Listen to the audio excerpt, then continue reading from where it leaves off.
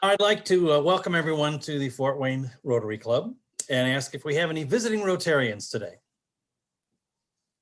I'll go back to my gallery view here and see if I see any hands raised. I see no hands being raised for visiting Rotarians. Do we have any guests of Rotarians?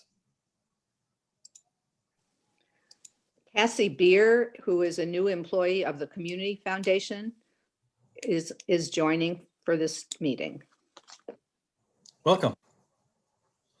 Jeff, I have our two students on, Quinn and EE, our students of the month, who will give their short presentations in just a minute. Okay, super. Welcome back.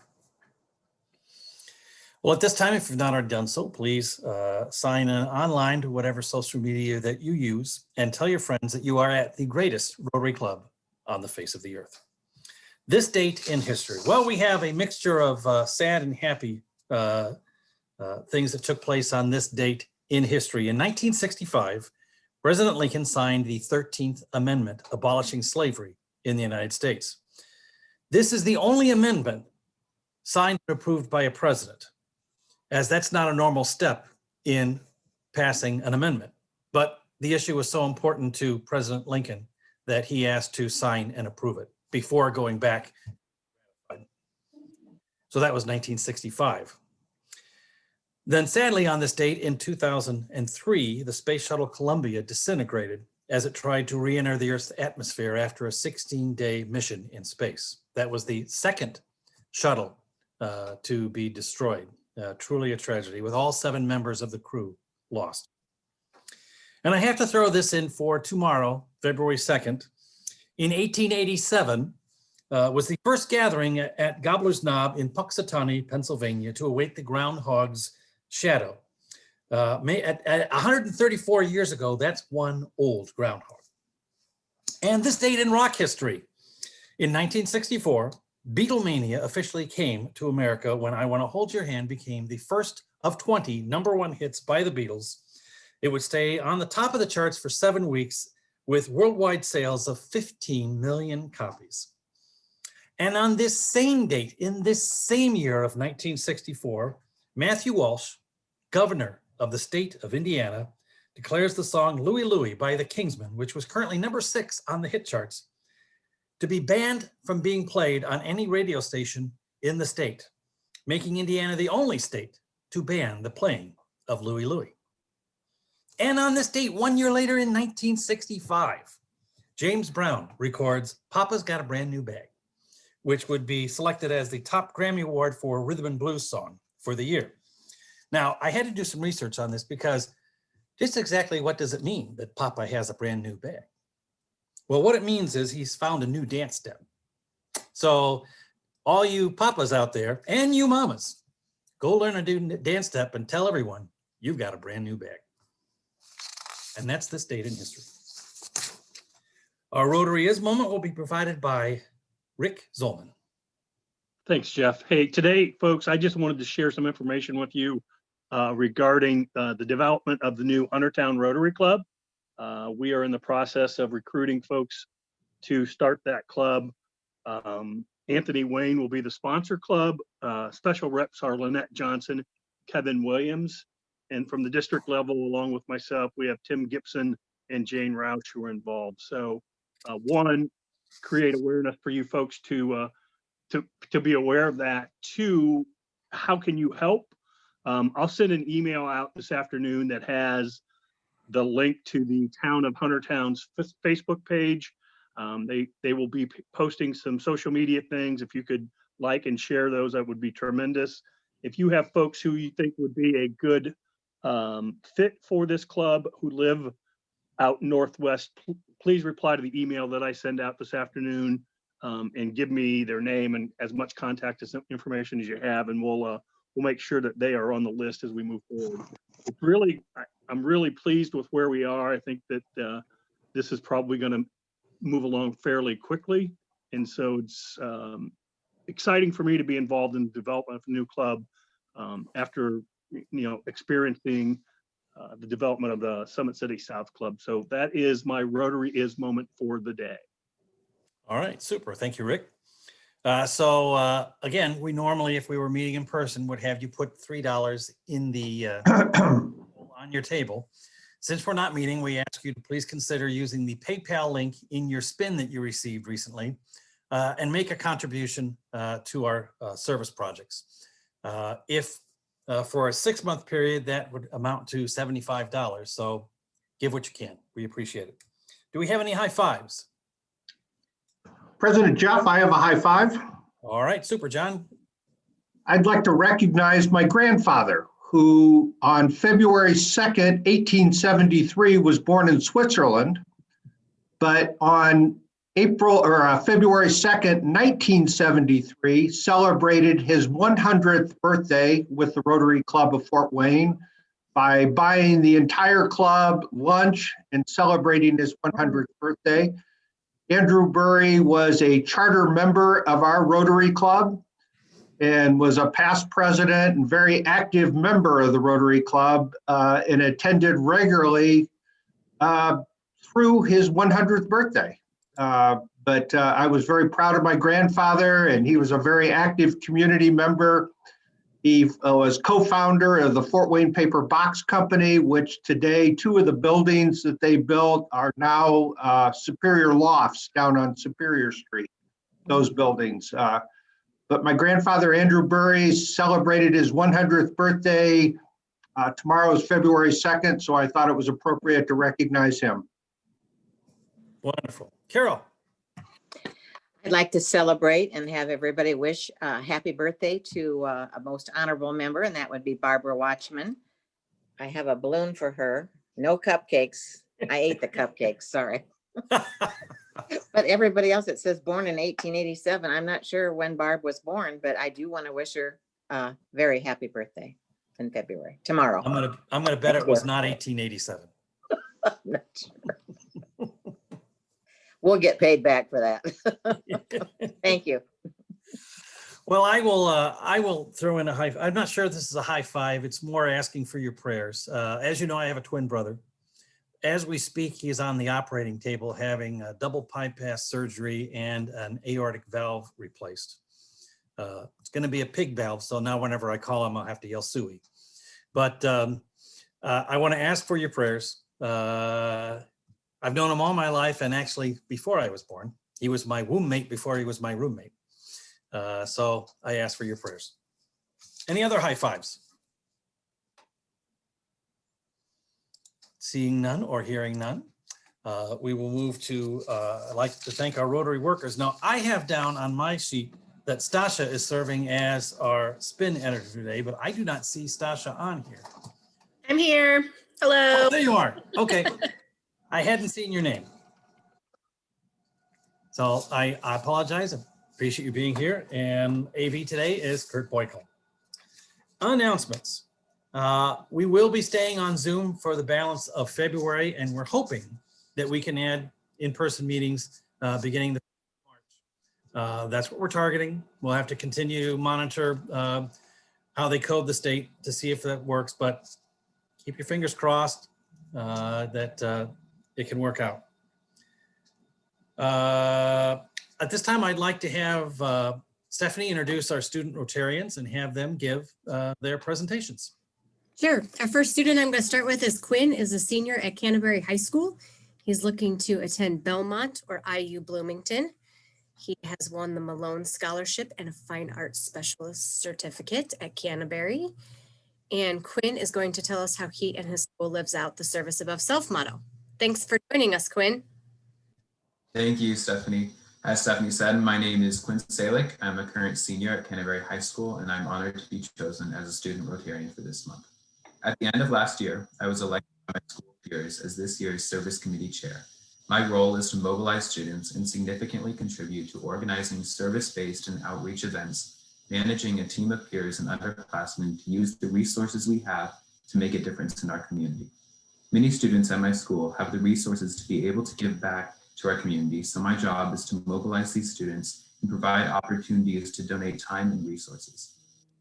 Various organizations sponsoring events such as school food drives, clothing drives, other service-based programs such as Blessings in a Backpack, and Polar Plunge fundraising events. Although this year looks very different from past years, we were able to complete a week-long food drive in December, raising money and food donations, pairing with associated churches. Outside of my school, I'm involved in various service organizations, volunteering with Community Harvest in combination with many ministry-based service programs. I currently volunteer as a worship leader for my church, Central Ministries, where my role is to donate time to organize worship sets for our campus congregation in both high and middle school youth groups. In addition to this, I'm the small group leader for our middle school youth group, serving as a mentor for a group of 7th grade boys who I have had the privilege of growing close with over the past few years.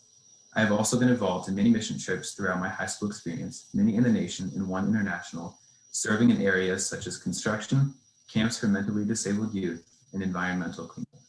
As many of you have experienced firsthand, this year presents unprecedented challenges for many groups and individuals in our community. For many people, service is demonstrated by giving resources, food, donations, or money to those in need. For others, service is demonstrated by giving time. Being an ambassador for service events in multiple communities, I've grown to respect the varying backgrounds of everyone I work with. Regardless, each individual demonstrates service in a different manner. We can make such an impact by simply giving small amounts of our time to bring joy and security to other individuals, whether it is spending time playing music at a nursing home or gathering donations for a local food bank.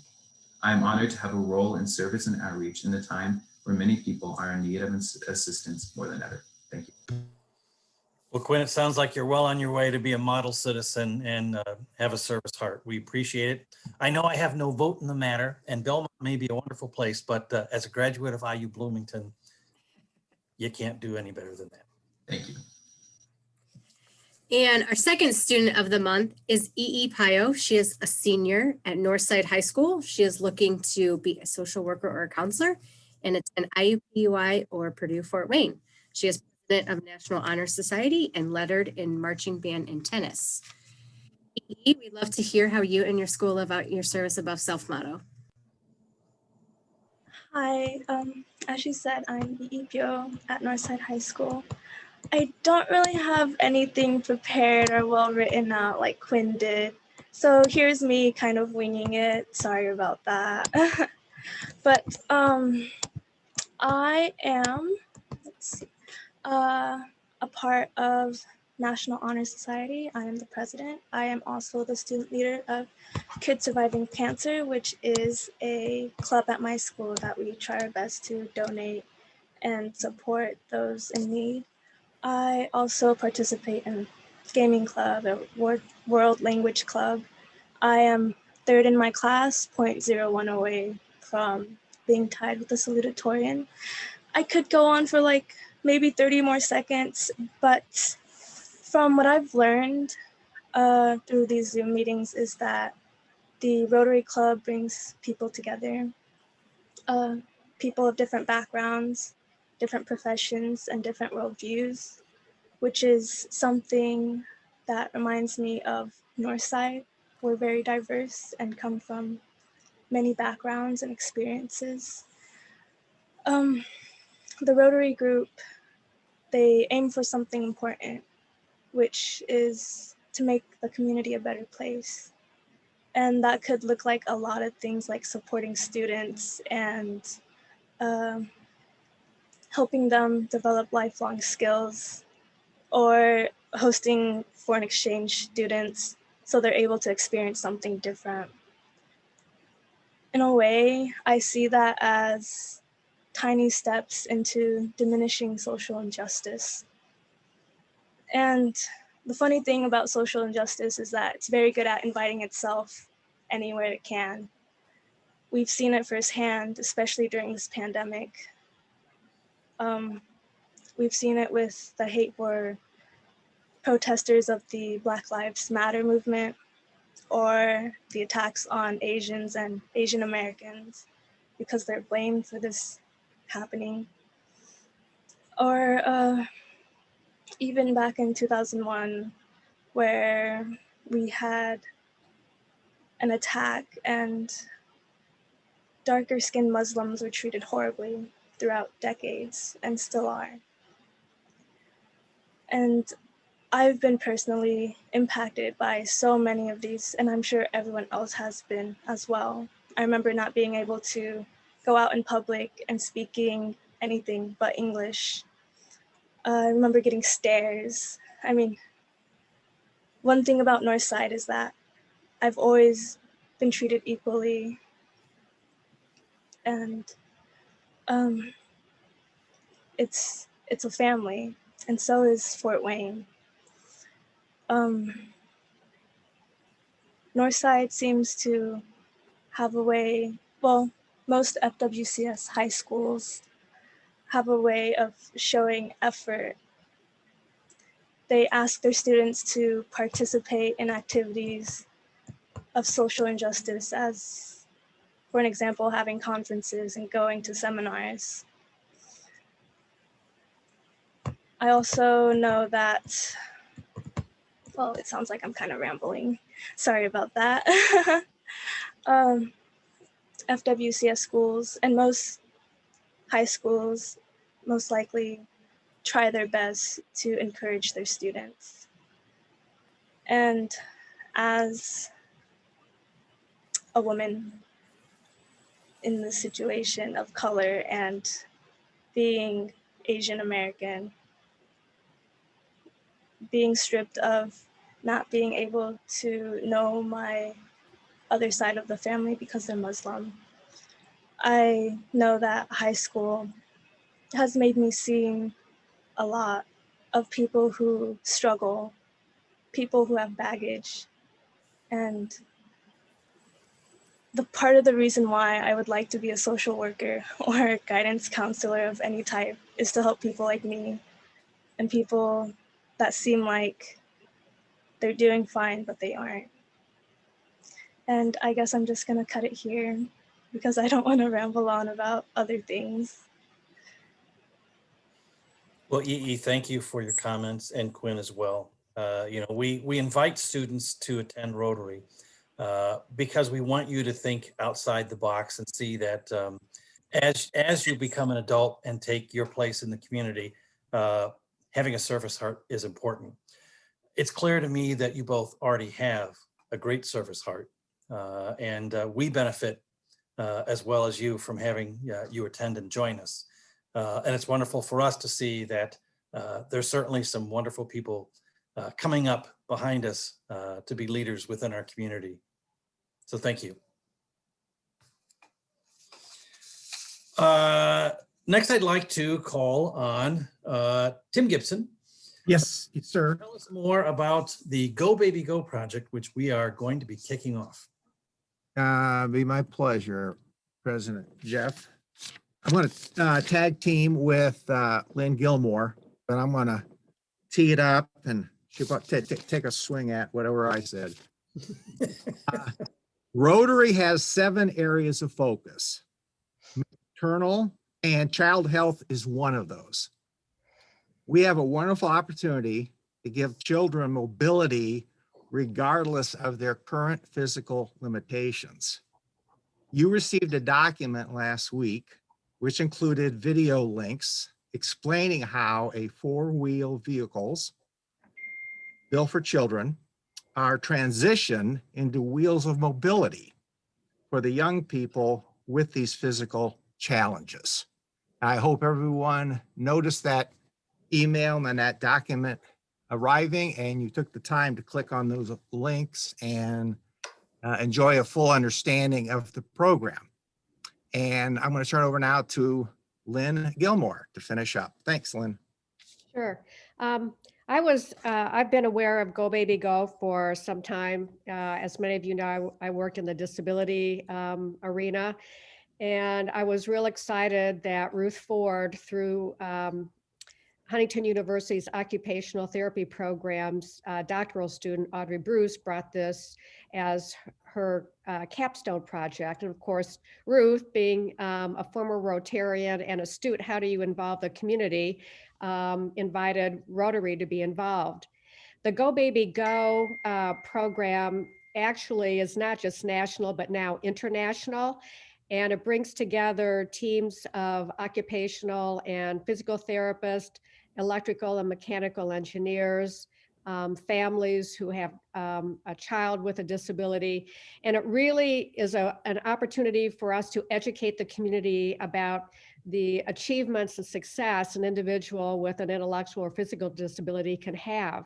And really these toy cars, they call them ride-on cars, the battery operated, power wheels, lets a kid be a kid. And it also lets families know of the potential that their child has. And by making therapy fun, which is a very important part, the kids usually have to go to a clinic or a hospital for therapy. Here they can zoom around in a car and they're not realizing that the ability to sit straight up is to make the car go back. There may be a big button on the back of the seat that they have to move their head, so that helps strengthen their spine. Their fine and gross motor skills are further developed based on the kind of steering mechanism, if it's the wheel or it's a bar. There are all kinds of side supports, so the child is sitting upright, and there's less of a fear of falling over or falling out. The range of the kids' ages varies from 1 to 5 years old, and the cars that will be purchased will be selected based on the child. So as Huntington University works with physical therapists and occupational therapists and other service providers in town, they will identify the families and the children to be involved in this first year. And we hope that this will continue to be a Rotary project as we look at our inclusive component of what Rotary is all about. So it's real exciting, and we're going to be looking not only to AWS Foundation for a Mighty Money grant, which I wrote. Hopefully I still have a little bit of influence there. I don't know, we'll see. Some Rotary support through the local service club committee budget, and then going to the community and potentially some businesses to sponsor a car. So it's real exciting, and kudos to our Rotary Club for helping to spearhead Go Baby Go. We've also reached out to other Rotary clubs on this end of the district, and I'm told we're finding some clubs interested in participating in the project. So as we move forward, as this develops and we get more partners, we will be keeping you informed. It's a project that we're raising money for this year. However, I know that Huntington is looking to have this program continue on, as there is a student a year behind the student that's in charge of this program that's going to pick up and carry it forward for the following year. So our club plans to stay involved, and whether we can raise enough money for more than 1 year up front or whatever it takes, we're looking to participate in this program and raise funds, so either through our club or some of the other Rotary clubs that sign on to participate. So if this is a project that touches your heart, we're asking you to use the PayPal account that we have and make a contribution, noting on the contribution that it is for Go Baby Go, or GOBGO for short. So if you're interested, please use the PayPal account, and we're trying to raise funds for this project. So thank you for listening, and it's a great project that, once again, our club has taken up the reins to lead in the community, which is, I think, just super. At that, I have no more announcements unless somebody else has something that they want to announce. So if you do, please unmute and share. If not, then I believe our speaker. Oh, yes. I do, actually. I'm sorry. I'll get myself. Tomorrow night, we once again have the Strength to Love book club discussion. And it's a series of sermons that Martin Luther King had pulled together into one collection there. And so you don't have to have read a book. You can read a couple of the sermons, or you can just show up, and it's at 6 o'clock, and it's in the Zoom room for Rotary. Just wanted to remind folks. Great. Thank you, Dee. And at this time, I believe our speaker is going to be introduced by Lynn Gilmore. Well, on behalf of Irene Walters, I'm pleased to present today's program, which is about our community foundation of Greater Fort Wayne. Important to the community because it connects people and resources to build a more vibrant community. And they do this in 3 ways. First, they help people make their charitable giving more impactful. Second, they connect funding to nonprofits through grant making. And third, they provide leadership to address community needs and improve the quality of life. And we're pleased to have 2 representatives from the foundation today, Brad Little and Allison Gerardo. So let me give you a little bit of an introduction to Brad Little. As you know, is a member of our club, and he's also the president and CEO of the Community Foundation. And as such, he is responsible for setting strategy to achieve the organizational vision set by the board of directors. And he's also its chief spokesperson. Brad's responsible for shaping the Community Foundation's role as a civic leader, grant maker, and philanthropic partner. And in a more boots on the ground role, he's responsible for the management and oversight of the Community Foundation's operations and staff. As you may recall, Brad moved to Fort Wayne in 2018. He's the father of 5 kids, and any free time he has is devoted to them and his wife, Melissa. And their favorite place, I'm told, is to hang out on their boat. He also collects manual typewriters and currently has 5 in his collection, along with an electric IBM Selectric 1. I got rid of all of mine. I graduated from college, I think. Brad today will be discussing the accomplishments of the foundation during this unprecedented COVID-19 year. Also joining us today is Allison Gerardo, who is the Vice President of Philanthropic Services and the Women's Fund Coordinator. Allison is responsible for collaborating with individuals on their personal philanthropy, developing and implementing strategies for growth, and helping elevate philanthropy throughout our community. In 2020, in partnership with the steering committee, Allison helped launch the first Women's Fund of Greater Fort Wayne, which is held at the Community Foundation. And she will share with us why the community needs this fund, how it came to be, and where it's headed. So please welcome Brad Little and Allison Gerardo. All right, thank you, Lynn, and fellow Rotarians. I want to thank you for giving us the opportunity to share some of the things that we've been doing at the Community Foundation over the last 10 months or so, when the pandemic hit and it was all hands on deck. But before I start, I want to acknowledge board members Irene Walters and Carrie Minnick, who are also fellow Rotarians and have been a big part of what we've been able to accomplish here in the last few months. And also, I too want to say our future's in good hands. Of Quinn and EE are an example of students making their way in the world. And EE, if that's you winging it, wow, I can't wait to see when you actually have times to prepare remarks. That was pretty amazing. So Lynn, are you the one controlling our slides, or we can advance a couple of slides?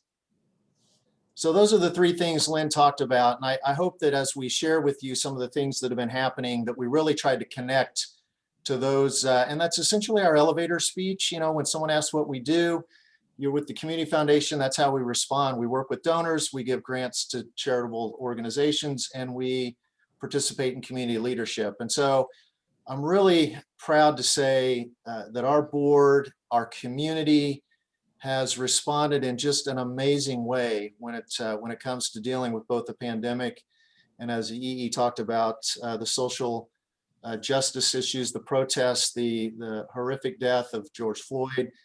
And so all of those things over the last 10 months, our board, our staff, and key organizations in the community have just been amazing. And so one of the things I'm really proud about is our board early in March, probably mid-March, when we realized this was not some sort of one-off flu, but that the pandemic was really here to stay.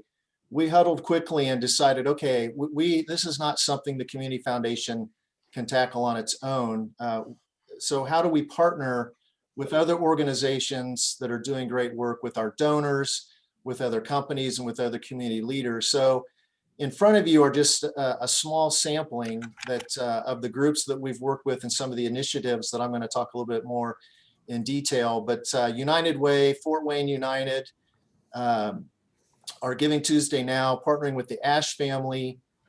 We did a couple of things internally, like fast tracking grants to nonprofits, which a lot of our funders, AWS was mentioned earlier by Lynn, Follinger Foundation, Lutheran St. Joe, United Way, just a lot of groups were able to respond quickly to their grants and just fast track their processes.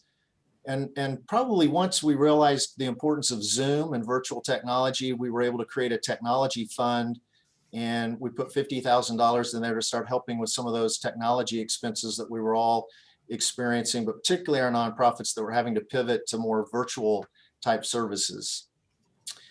Second slide. So right out of the gate, when we look at what our board was able to do. And so if you think about when the governor made his proclamation on March 19th, we were able to meet as a board and make a $50,000 contribution to the United Way Emergency Relief Fund. And then as a result of that, but also had the privilege and have the privilege, both Allison and I, of sitting on the Emergency Relief Fund Advisory Committee. And I know we had Matthew as a guest speaker a few months ago, and he too talked about how partnering with key funders and doing great work in the community. So I thought I'd give you a quick update. As of our last meeting, which was a week ago, that fund has now raised $3.5 million. We've awarded 48 grants to 35 organizations totaling a little over $900,000 and funded 4 initiatives for about 1.7. And we still have about $1 million left to give out of that fund. So I was just thrilled we were able to be one of the first to step up out of our own emergency relief fund and help with United Way. And they're just, as we all heard from Matthew, United Way is just suited to do this kind of work, and that's how we felt. Second thing we did, next slide, is we partnered with Arts United and some other leaders in the arts and culture community, and we created the Artist Relief Fund. And really as a way to help those who are in the artisan community. And we made it really simple. We tried to model after some other communities that are doing this really well. Indianapolis is one of them.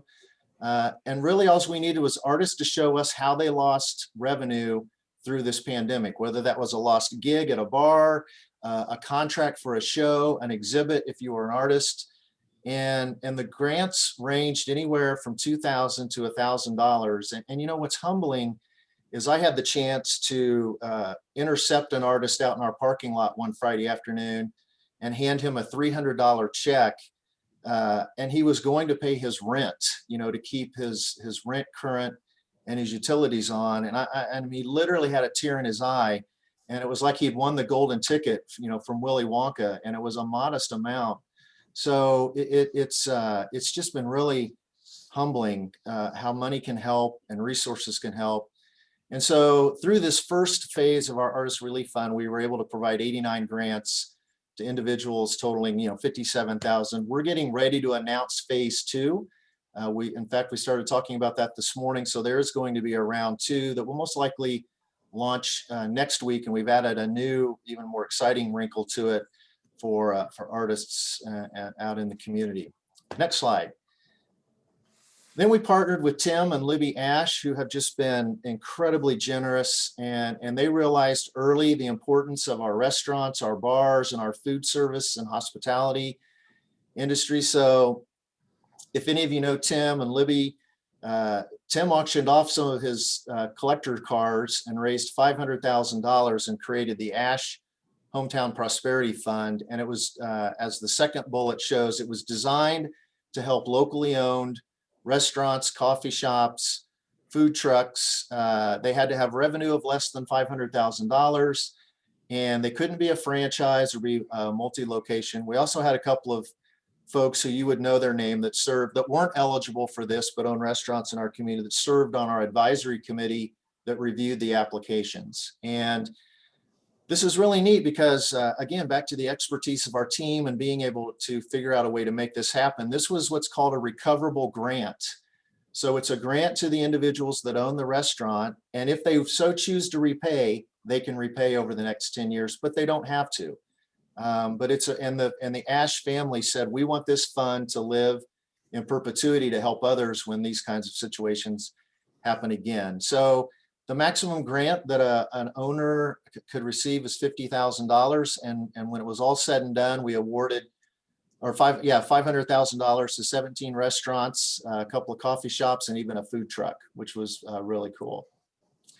And then we did Giving Tuesday Now, which Allison, if you want to ask her questions more about this later, it was just a phenomenal day on May 5th. And in 12 hours, we raised more than $700,000 that benefited 110 nonprofits in our community. Early in advance, they registered online and put their needs out there, so funders and donors knew what it is they were raising money for. And we had 21 of those requests fully funded through this process. And just to give you just a glimpse of the activity we had, in those 12 hours, we had 3,000 donors give 5,000 gifts. And we had another group of donors that put up $100,000. And if any of you participated in that, we had matches and incentives and pop-up matches and 2-to-1 and all those sorts of things. We had donors contribute to that fund to be able to make this happen. And so if you have your calendar out, or we have a date set for this year, which is April 20th of 2021 will be another giving day for us. And then we followed that up with partnering with Fort Wayne United in response to the protests and the community conversations that were going on. We felt it was important to draft a letter to the community, which we did, and we issued publicly on June 4th. And it was our stake in the ground for our commitment to diversity, equity, inclusion, and social justice. And then, you know, we felt as a board and an organization, we had to do more than just a letter. We really had to put some money where our mouth was. And so we were one of the first to step up and put seed money in the United Front initiative of $50,000. And we had Joe Jordan and Irick, who have also been guests here at Rotary, visit with our board. And as we made that investment, and now all of our board and staff are going through the United Front curriculum, which kicked off last week. And if you happen to catch Joe Jordan do the introduction and welcome, there are now 150 companies and organizations representing over 6,000 employees, basically, that are participating in United Front. And it's just really, really important for us to be a part of that. And then next slide, our most recent is Operation Vaccination. So we're partnering with Mindy over at the Allen County Health Department. And how can we find gaps where we can help between the federal dollars and the state dollars, which all of that is still being sorted out, even while we're giving vaccinations at the Coliseum and some other remote sites. So in a collaboration with AWS, St. Joe, Lutheran, Follinger, and Allen County, we've raised $200,000 and our goal is $500,000. And again, it's just to do, so for instance, some of the things that Mindy and the team are able to do is provide hot meals for the volunteers at the Coliseum so they don't have to leave the facility. You know, I know we're in discussions with CTN and SuperShot on how we can help fund the things they're doing to expand our reach on the vaccinations. So then in the middle of all of this, we also launched a women's fund. So it's my privilege to hand the microphone over to my colleague, Allison Gerardo, to talk about the Women's Fund. So Allison, take it away. Thanks, Brad. I would say when I started at the foundation, just to give a little bit of background on the Women's Fund and to how it came to be, I had observed that there were many women's funds across the country, and we know there are about 145 women's funds across the country, ours being the 146th. And many of them reside in community foundations. And I just thought it was very odd that there were, for the second largest city in the state of Indiana, that there wasn't a women's fund. And so it led to a listening tour, which led to many discoveries, one of which the last time that there was a study done on women and girls in Allen County. And that was the last time that study was done was in Lebamoff's mayoral era, which was done in 1974. And so at that point in time, a group convened and said, we really like the idea of a women's fund, but we really want to see how a new study impacts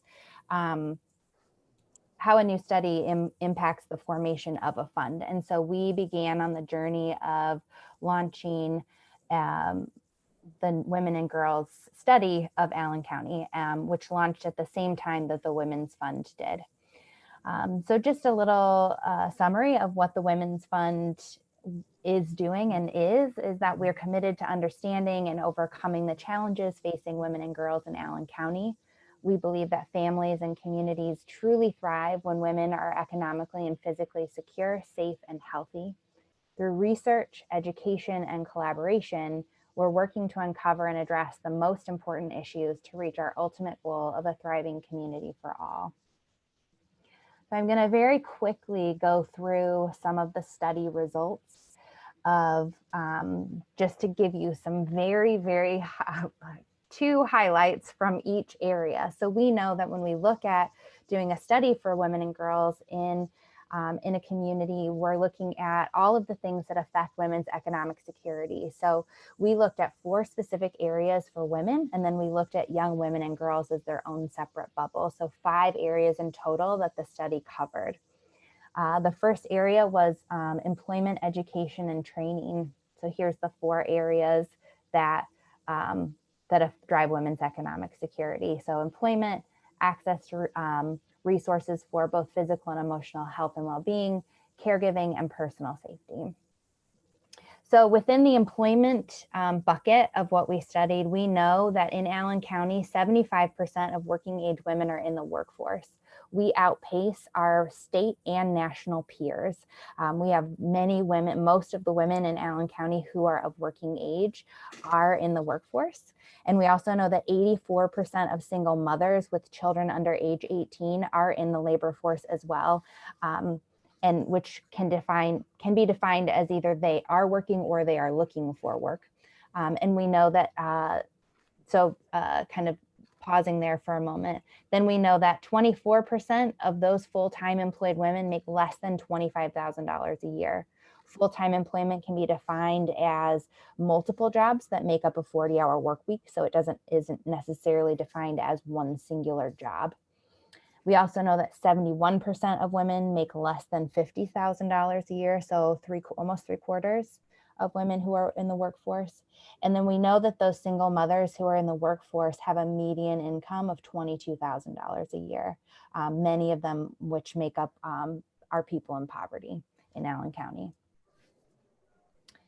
In healthcare, which we took a look at, we know that 26% of women did not have access to healthcare because of cost. So we know overall, most women in Allen County are covered by health insurance. That was taken by the Affordable Care Act, made a huge drop, and then Allen County did sort of Medicaid expansion. And so that made a huge drop off as well. But we also know that 1/4 of women still see finances as barriers to healthcare, whether that's because of high deductible healthcare plans or whatever that case might be, that they aren't able to access that care because of cost. We also know that cardiovascular disease is the leading cause of death for women in Allen County, and we outpace men in that area in Allen County as well. What we do know in healthcare overall, when you look at the study, we know that women in Allen County, this is not a Allen County only phenomena, is that women in Allen County are much more likely to take care of others before they take care of themselves. And we need women to start taking care of themselves as well. So looking at caregiving, when we talk about caregiving and how we defined that, we're not only talking about childcare, we are talking about the holistic look of how women are typically the primary caregivers, whether that's in the sandwich generation, caring for their parents or their in-laws, as well as adult children, maybe children with disabilities, or younger children as well, or ailing spouses. We know that in the caregiving arena, 23% of women, so almost 1/4 of women, do not have any paid time off. This includes sick time, bereavement, vacation, nothing, 0. So we starts to ask the question, if you are one of those single mothers who are have children under the age of 18 and you're making $22,000 a year and you have no paid time off, how do you make sure that your children are cared for if they get sick or if anything comes up? And we also know that 59% of women say that caregiving affects their paid employment. And there's a whole range in the study, if you download the executive summary, that there are about 6 different reasons of how their paid employment is affected. Things such as not being in the workforce because of caregiving responsibilities, or not taking a promotion because of their caregiving responsibilities, things of that nature. The fourth bucket for women that we looked at was in personal safety. So we know that in Allen County, 70% of women have experienced some type of crime, be it violent or non-violent crime. This can include anything from robbery, domestic violence, or domestic abuse, sexual assault. We included things such as robbery or home invasion, car break-ins, because we really believe that any type of violence creates a level of trauma. And when we know that, then we need to be able to address that. And so 70% is a pretty high number. And it took our committee by surprise.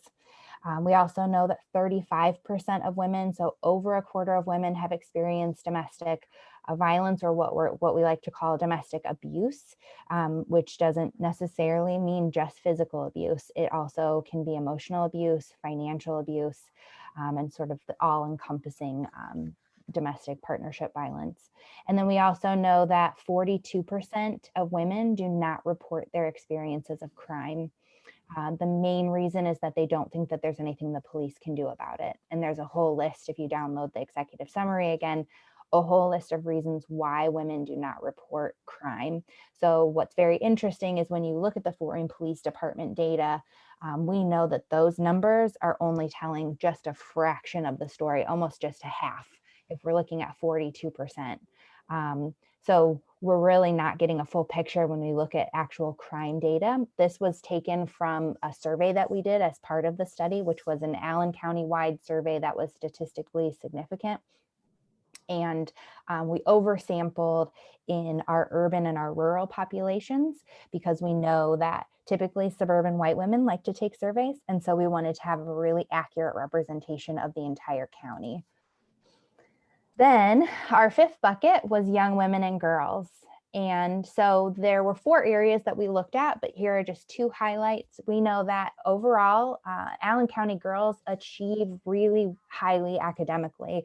All of their scores are higher than their male counterparts, whether that's 3rd grade reading scores, academic honors diplomas, overall just generally feeling like they're reporting more A's than their male counterparts. But their confidence in those achievements are very low.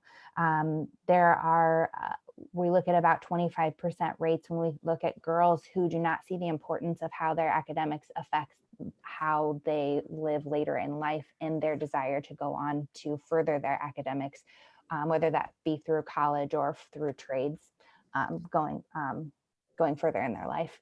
And then we also know that girls report feeling sad. Middle and high school girls report feeling sad and hopeless and have higher rates of contemplating suicide. Girls, we look at girls between 7th grade and 12th grade, and it ranges between 35 to 42% of middle and high school girls both feeling sad and contemplating suicide. The rates are very high. We also know this is not an Allen County phenomenon. This is nationwide. Boys do have higher rates of completing suicide, but girls have much higher rates of contemplating suicide and those feelings of sadness. So what do we do with all of this information? So our steering committee, thank goodness for them, got together last January, and we began putting together a vision, mission, and values for the Women's Fund, and really used the data to help drive how the Women's Fund moves forward. So the Women's Fund of Greater Fort Wayne acts as a catalyst to strengthen our community. We mobilize resources and establish research-informed priorities to close opportunity gaps for women and girls, regardless of place, race, and identity. So with all of that information, we decided that the sort of how we would do the work would be through research, through education, and through advocacy. Those are gaps that our steering committee really felt needed to be addressed in the community. And then based on the data, we are focusing right now for at least the next 2 years, probably longer than that, in these 3 priority areas based on the study. So we are focusing on economic equity, which right now looks a lot, focuses specifically on employment. We'll be focusing on personal safety, and then also on young women and girls. And so what's next? We launched in August, and we've been having subcommittee meetings in each of those 3 areas to move forward with our strategic plan. So we've been working with a national consultant out of Rhode Island who is an expert in women's funds, and as well as working with community foundations. And she's really helped us formulate our strategic plan for the next 2 years. So these 3 things are elements of that strategic plan. So when we look at employment, we are looking at implementing some strategies and tools to help employers attract and retain talent while supporting their low-wage workforce. We know that low-wage workforce is disproportionately made up of women and people of color. And so if we can help companies attract and retain this talent and help them grow their talent base within, we know that we'll be achieving 2 goals, right? Helping the economy of Fort Wayne and all of those amazing companies and businesses that we have, but we'll also be helping to support those women and people of color who primarily make up the low-wage workforce. We also will be in the personal safety arena looking at creating a system of supports primarily or partially in our judicial system for victims of domestic violence and violence education and financial help. We know that women cannot leave abusive situations until they themselves are financially healthy. And that's the number 1 factor why women typically cannot leave those situations that they're in. So if we look at the systems level and we go deep and we look at building them up financially and getting resources, that hopefully they'll be able to leave the situations that they're in that may be violent. And then for young women and girls, we're going to be launching a new research, a new study, a new research really centering the voices of young women and girls, led by young women and girls, to help co-create change and increase resources. So we hope to be able to launch that this time next year, really having a lot of great data to help us move forward in that process. And last but not least, how can you get involved? So we have 5 Rotarians on the call today that are Women's Fund members. So I thank each of you. You are amazing.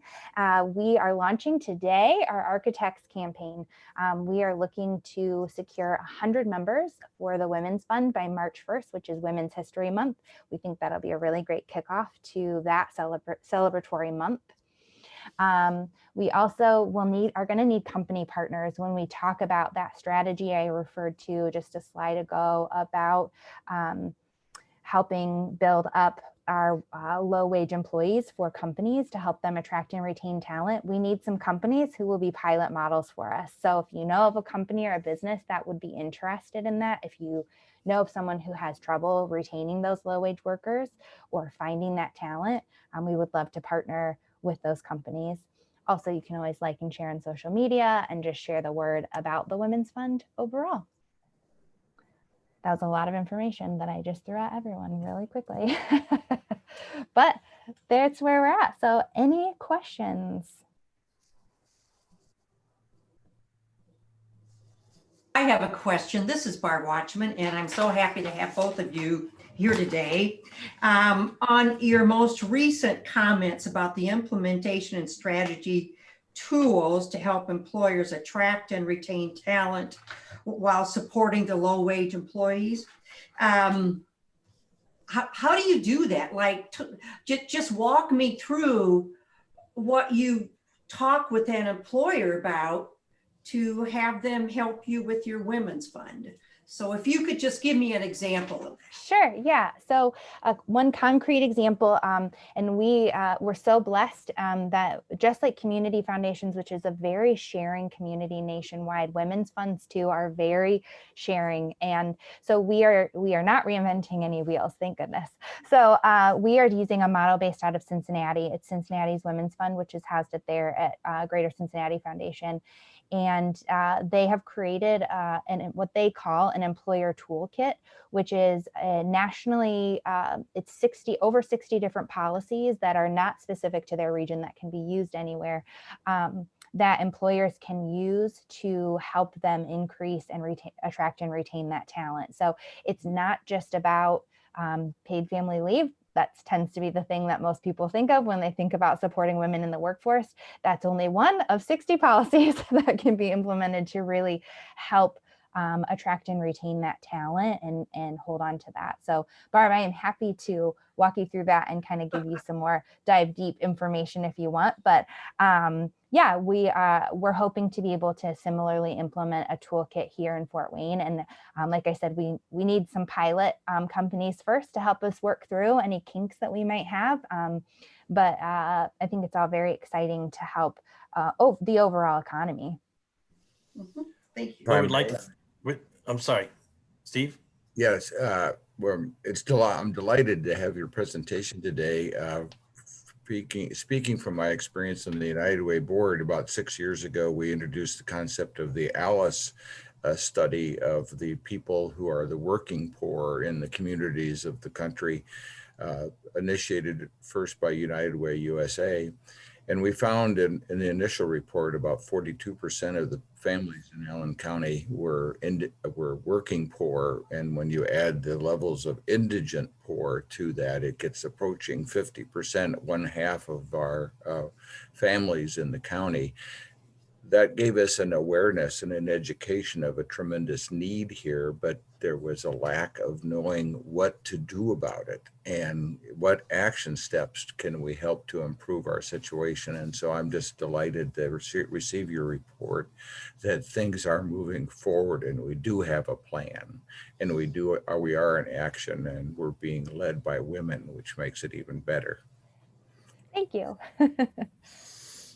Well, we'd like to thank Brad and Allison for your presentations today. It's great to hear good work that's being done in this community. And so we thank you for your work and we thank you for your presentation. Jeff, can I just say that Yes. this is Irene and I chair the steering committee of the Women's Fund. If anybody wants to reach out to me for more information, I'm happy to give it. Okay, Great. thanks. Thank you, Irene. And Yeah. thank you for everything that you do in the community, Irene. You're stretched in so many different ways. Thank you. And everyone appreciates it. Our program next week is going to be Randy Harder, and he's going to be talking about Fort Wayne then and now. So we're going to be looking back at some things that used to be here in the community. So it's be a great nostalgic look for those of you that have spent your whole lives here. And now I'd like to call on Brad and have Kurt, if you could put up our Rotary Opens Opportunities. I don't believe I've had you open a door yet. Is that correct? Yeah, I have not. Okay. Well, this is your opportunity to select a door and receive a prize. Okay, I'm going to go with door number 2 in the middle. Is that gold or yellow? That is gold. And I'll take gold. is almost always the case. Gold is gold. And you're receiving a $10 Starbucks card in the mail. Yay, thank you. You bet. And while we're showing this emblem, and I don't know if Lynn knows this yet, but we now know what the theme for next year will be. So drum roll, please. And do you have that slide for us? So Lynn's theme will be serve to change lives. Now, I don't know if she can give away, she doesn't have doors that she can open and give away prizes. So I'm thinking she's going to be sending members on trips around the world. We will be working to change lives, serving to change lives. So There you go. I got it. Thank you. All right. And as you know, I end every meeting with a quote from one of the top 100 movie lines as selected by the American Film Institute. I tried to tie it into our speakers for the day. And so this one I thought tied in of all the lines best that I could, knowing that you guys are serving so many people through all the work of the Community Foundation. This comes from the 1951 movie, A Streetcar Named Desire. And the line is, I've always depended upon the kindness of strangers. As Rotarians, we look to the four-way test to guide our thoughts, words, and actions. So please recite with me as we adjourn for the week ahead of the things we think, say, or do. Is it the truth? Is it fair to all concerned? Will it build goodwill and better friendships? Will it be beneficial to all concerned? And with that, Goodwill and better friendships. thank you. And with that, Rotary is adjourned.